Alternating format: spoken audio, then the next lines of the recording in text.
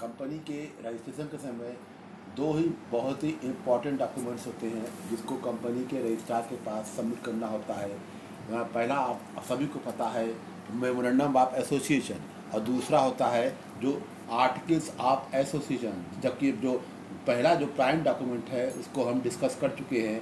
आज जो है आपको हम डिटेल में बताएंगे क्या होता है आर्टिकल्स ऑफ एसोसिएशन, क्या ये सभी कंपनियों के लिए आवश्यक है, तो अब इसकी एक्चुअल मीनिंग क्या है इसको आप ध्यान समझिए।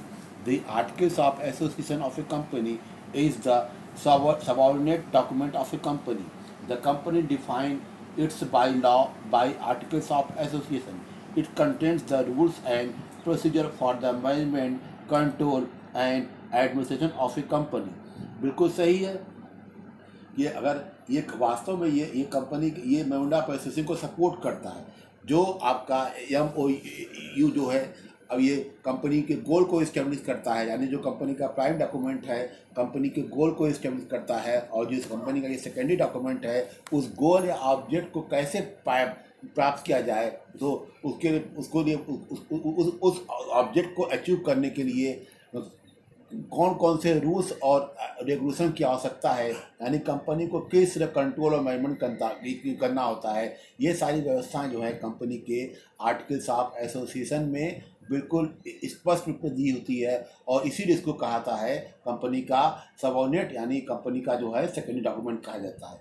हाँ, it is not compulsory for every type two company for preparing its own articles for association. The company not having their own articles follow Table A of Indian Company Act 1956। बिल्कुल सही है कि जो कंपनी आर्टिकल्स ऑफ एसोसिएशन को follow नहीं करती है वो इसकी जगह टेबल ए को फॉलो करती है। और टेबल ए भी क्या होता है ये देखा जाए, आर्टिकल्स ऑफ एसोसिएशन का एक सबऑर्डिनेट डॉक्यूमेंट होता है जिसमें 99 जो एक्ट दिए होते हैं। हाँ, जो कंपनी इसको फॉलो नहीं करती है वो 99 रूल से या एक्ट में से जो कंपनी में अप्लाई होता है उसको वो टेबल से ले सकती है। ठीक है ये।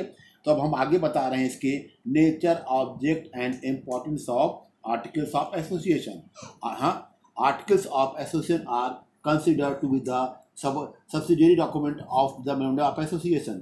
The main object preparing the articles of association is to be prepared the rules and regulation for the contents of internal management of the company and to define the power of the company. The importance of articles of association is evaluated in contents of the importance of memorandum of association। बिल्कुल हाँ, ठीक है। इसके देखिए इसका महत्व जो है तभी बढ़ जाता है कि जब जो आपका मेमोरेंडम ऑफ एसोसिएशन है कोई गोल को इस्टेब्लिश करता है, और ये रियल में देखा जाए इसका इम्पोर्टेंट इसके आगे तभी ये क्लियर होगा कि जब हम जो भी गोल हमारे सामने है कंपनी उसको किस नियम के द्वारा और कैसे जो उसको अचीव कर रही है। इसके आगे अगर उसको इससे बोल सकते हैं, the articles of association is also drafted before incorporation of a company, and after the company it incorporated, it is bound to follow the rules and procedure as maintained in articles of association. No company can go behind its articles of association। जब company का registration हो जाता है तो सभी कंपनियों के लिए इसके रूल्स और रेगुलेशन को बाउंड करना कंपल्सरी हो जाता है। कोई भी कंपनी आफ्टर द रजिस्ट्रेशन जो ये नियम कहता है हाँ उसको फॉलो करना ये कंपल्सरी होता है। तो इस प्रकार आपने स्पष्ट देख लिया कि आर्टिकल्स ऑफ एसोसिएशन क्या एक्चुअल मीनिंग होती है, हाँ, और इसके क्या इंपॉर्टेंट होते हैं। अगर इसके नेचर की बात करें तो ये बिल्कुल सही बैठता है कि ये बिना मेमोरेंडम ऑफ एसोसिएशन के ये जो आपका आर्टिकल्स ऑफ एसोसिएशन है बिल्कुल ये इनकम्प्लीट है। अब हम बात करते हैं क्या ये आर्टिकल्स ऑफ एसोसिएशन सभी कंपनियों के लिए ज़रूरी है। Necessity of articles of association.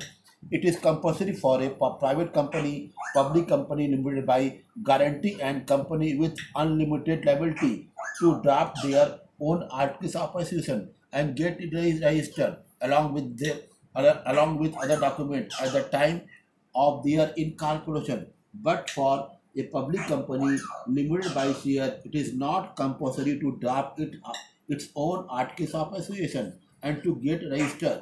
A public company limited by share may or may not draft its own articles. If such company does not draft its own articles, company will have to make a declaration that it has not drafted its own articles, and it will follow rules of Table A. Table A in an ideal group of 99 legal articles, the company may choose to adopt some or all the provision of Table A. बिल्कुल सही कहा कि जो हाँ अगर public company limited by shares है, अगर हाँ तो इसके लिए ये कंपलसरी नहीं होता है कि वो आर्टिकल्स ऑफ एसोसिएशन को वो ड्राफ्ट करे, उसकी जगह वो टेबल ए को अप्लाई कर सकती है। टेबल ए में भी क्या होता है, 99 कंटेंट्स होता है। हाँ तो आप देख लीजिए कि चाहे पब्लिक कंपनी हो, public company guaranteed bye limited, या प्राइवेट कंपनी हो, या ये आपका अनलिमिटेड लाइबिलिटी वाली कंपनी हो, तो इन सब के लिए जो कंपलसरी होता है कि उनका खुद का आर्टिकल्स ऑफ एसोसिएशन दो, लेकिन public company limited by guarantee उसके लिए ये articles of association banana compulsory नहीं होता है। ठीक है, अब हम आगे बात करते हैं forms of articles of association. The Indian company act laid down certain forms of articles of association applicable for the different type of companies। ठीक है ये, these forms are given in Schedule A of the Company Act। ठीक है ये, अब देखिए कौन कौन कंपनी में कौन कौन सा फॉर्म अप्लाई होता है, इसको हम आगे डिटेल में हम बताने जा रहे हैं। Section 29 of the act specify the following form. अब देखिए table A applicable for the public company limited by shares. Table C applicable for the company limited by guarantee having no share capital. Table D applicable for the company limited by guarantee having share capital. Table E applicable for the company with unlimited। ठीक है ये देखिए different type का forms है जो table ए, table सी, table D और table ई पे apply होता है। नेक्स्ट जो हमारा पार्ट है आर्टिकल्स ऑफ एसोसिएशन का, वो है आपका contents of the articles of association. Articles of association basically contains the rules and by law for the management, administration and control of the company. As its varies from company to company, there can be to no explicit list of the contents of articles of association। ठीक है ये, इसके दो various type के contents होते हैं। जो main contents हैं उसको हम यहाँ पे डिस्क्राइब करने जा रहे हैं। Generally following are the main contents of articles of association of a company. First है the amount of share capital and its division. Second, amount of minimum subscriptions. Third, call money and procedure to call। Fourth, procedure for the allotment of shares।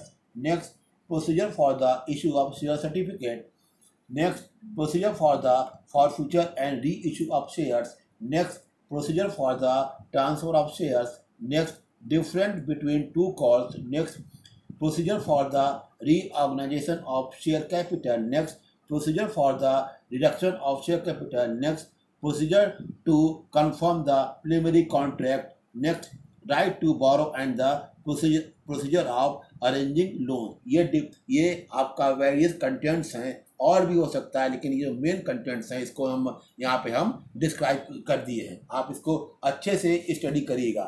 ठीक है, फिर next हमारा है आपका जो next आपका last part है वो है अल्टरेशन। तो alteration in the articles of association, इसको अच्छे समझिए। A company can buy a special resolution freely after the articles of association.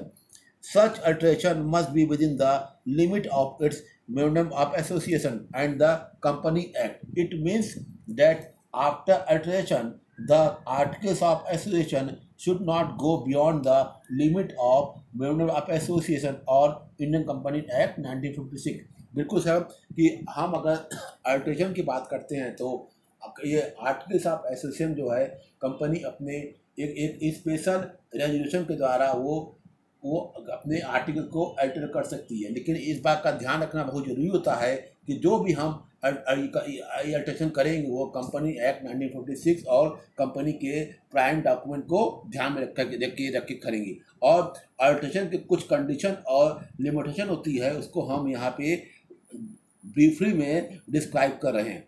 तो limitation regarding the alteration in the articles of association. पहला है स्टैट्यूटरी restrictions.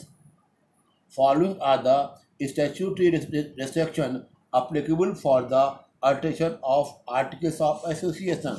One, इसमें A है the alteration must be in accordance with the provision of the Company Act or any other act। ठीक है, जो भी हम अल्टरेशन करेंगे वो कंपनी एक्ट को नियम को ध्यान में रख के करेंगे। सेकंड आपका है alteration must be in the according with the condition content in the memorandum of association section 31 of subsection 1।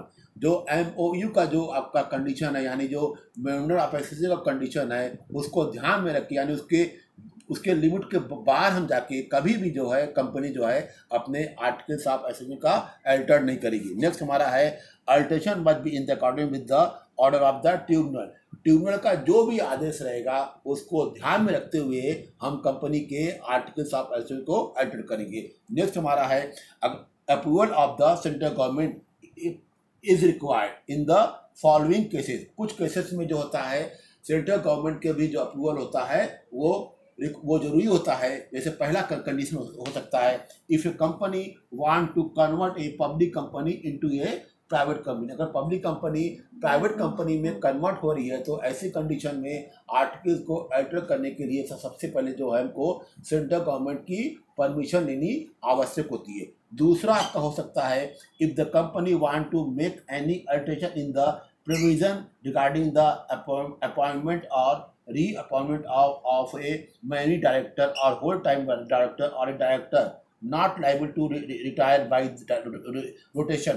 अगर मान लीजिए कंपनी अपना डायरेक्टर का अपॉइंटमेंट रीअपॉइंटमेंट करने जा रही है, इसमें कोई भी दिक्कत आती है या तो ऐसी कंडीशन में कंपनी को अपने आर्टिकल्स को अल्टर करने के लिए सेंट्रल गवर्नमेंट की जो परमिशन है वो कंपलसरी होती है। ठीक है, तो ये आपके कुछ जो है सेंट्रल गवर्नमेंट के कंडीशन थी जिनको उनकी अप्रूवल के द्वारा ही कंपनी जो है अपने आर्टिकल्स को अल्टर कर सकती है। फिर नेक्स्ट जो है आपका alteration must be the bona fide and is the interest of the company. जो भी ये अल्टरेशन करेंगे वो कंपनी के इंटरेस्ट को ध्यान में रखते हुए करेंगे। ठीक है, जब ये सारी बात हम ध्यान में तय कर लेंगे तो लास्ट में हम क्या करते हैं, एक स्पेशल रेजोल्यूशन यानी विशेष प्रस्ताव पास करके हम कंपनी के आर्टिकल्स ऑफ एसोसिएशन को हम अल्टर कर देंगे। तो ये आपने देखा कि हमने इसकी क्या मीनिंग होती है, क्या इसका स्कोप होता है, क्या इसके आपके कंटेंट्स हैं और किस तरह इसका अल्टर्ड होता है, इसको हमने इतने ब्रीफली यहाँ पर डिस्क्राइब किया है। इसको आप अच्छे से पढ़िएगा और एग्जामिनेशन में या किसी इंटरव्यू वगैरह में आर्टिकल्स ऑफ एसोसिएशन में ये अक्सर कोई ये क्वेश्चन पूछे जाते हैं। Thank you.